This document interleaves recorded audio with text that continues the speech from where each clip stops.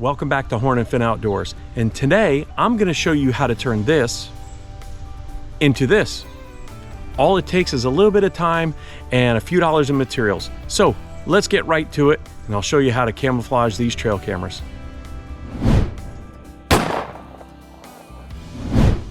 First thing first, for this project, you're going to need some materials. Now, check the comments and the description. I will post Amazon links to all the materials that you're going to need.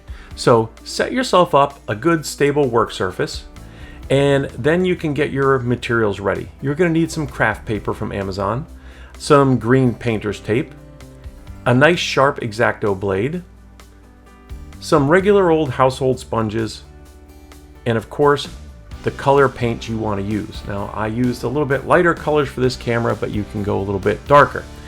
And remember to check for those Amazon links. You can buy all this stuff here. I think I spent about $40 or $50 in materials, so it wasn't too bad.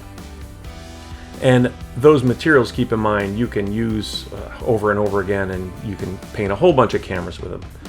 But the very first thing I do is I take that craft paper and I covered up the table that I was going to be working off of, because for two reasons. One, you're going to see it makes it easier when you get to the camouflage part of this using the spray paint, and two, I plan on using this board I'm using for something else, so I want to protect it.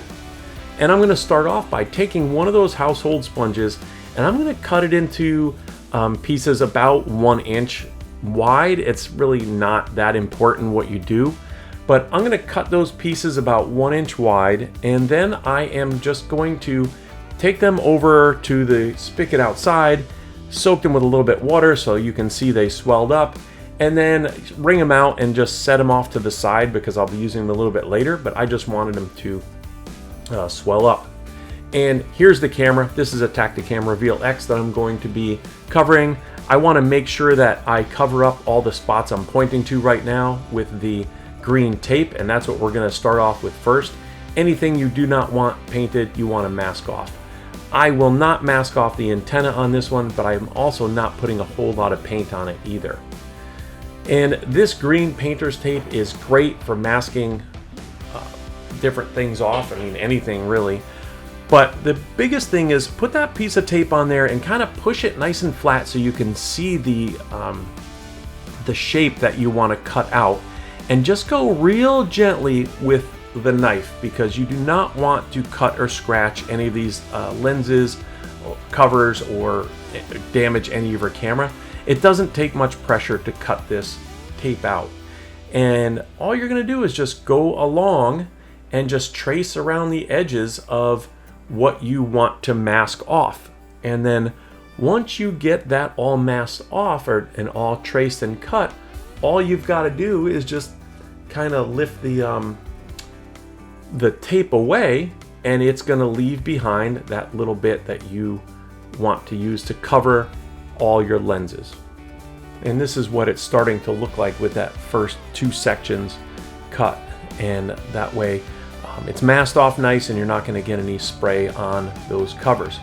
So the next thing you want to do is to just go back again, and now that you see what it looks like, and cover the rest of the camera. The other side is what I'm going to be covering. The Fresnel lens, they call it, which is above the camera lens. That's where the motion sensor is. I'm going to cover that as well. And I will also cover up the main camera lens, the round part in the middle. And then there is a reset button, and there is also a little green LED that I want to cover up, a status LED. I don't want either of those painted.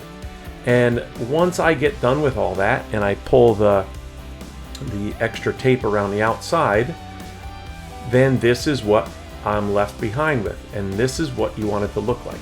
I've got everything covered up that I want to cover, and I am ready to go ahead and start the painting. And now that you're ready to start your camouflage, what I always do is I start with the lightest color that I have. Okay, in this case it's like a sand color. And what that does is that will bring the recessed parts of your camera kind of out, and that helps to like invert your light and dark sections for camouflage. So I'm gonna take this It's called, I think, sand is the color. And I'm going to put a really good base coat on the camera. A nice even base coat to start with. And again, if you are going to be camouflaging your camera in a little bit of a different area, maybe around oak trees or pine trees, you might want to start with a different color. But because of where I am going to be using this camera, I'm using this sand color first. I'm going to put a nice even coat on, and you'll notice I am not spraying the antenna. You can spray the antenna, I'm just choosing not to, and I will put a little bit of paint on it later, you're going to see. But once you get done with this base coat, you will end up with a camera that looks like this right now. You have a nice even coat of whatever color your base coat is going to be. And now you are ready to start adding the camouflage patterns. So what I like to do then is I will take my sponge and I'm going to hold it on its edge, and you can see that the circles on the sponge sort of look ovals. They kind of represent tree bark, and they will go like they will make a vertical pattern on the camera, which is what I'm looking for since I'm going to be hanging this on a tree. I'll take my next color and I will spray paint it onto or just spray a bunch of paint onto the craft paper. You can see why I use the craft paper now. And I will just start dabbing that around the camera, adding a little bit here and a little bit there. Be careful not to put too much of the color on because it's really not necessary. You're going to see as we go along, we're going to add 2 more colors into this. And you're just going to start dabbing that sponge everywhere. And I choose, like I said, to use it in a vertical position so it kind of gives you some up and down looking lines in your camouflage. And now, once I'm done with that, I'm going to let it dry, and you can see this is what it looks like with the first 2 colors on. So once we get those first 2 colors on, then it's time to go a little bit darker. And for this one I have like I think it's called a earth color or something like that is the next color that I picked. And you can see it's a little bit darker than the base color, but not too dark. And I'm going to mix a little bit of the green in with it to kind of darken it up a little bit. And I am just going to start dabbing this color on the camera. And once I get that to where I want it, then it's time to switch over to the final color, which is going to be black. Now be careful when you're using black, because black, like dark black, does not occur too much in nature.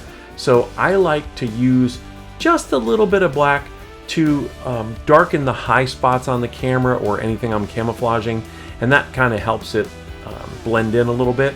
But again, don't use too much black. And the good thing about this process right now is if it does not come out the way you like it, all you've got to do is take that base color and just start all over again and start with a fresh base color, and you can try it again and see what happens. Now once I let that dry, here's what the finished product looks like. That's with all the colors on the camera, and it is looking pretty good. So I am happy with that. Just keep in mind that I had a little bit of a drying time there, not too long, but that's the way the camera looks. And now I am ready to start pulling off all the masking tape that I used to cover everything up. And remember, keep in mind, anything you see on this video, if you want to buy it, there are going to be links in the comments and description, so you can go in there, click on it, it'll take you right to Amazon, to what I used to make this video, and you can buy whatever you want on your own. And here we are, the finished product. This is what the camera looks like after you pull all the masking tape and all the paint is done, everything's dry.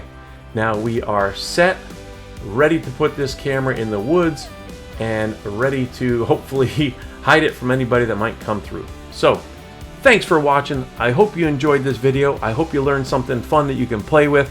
It was a great time making this video. See you on the next one, and I wish you nothing but tight lines and short blood trails.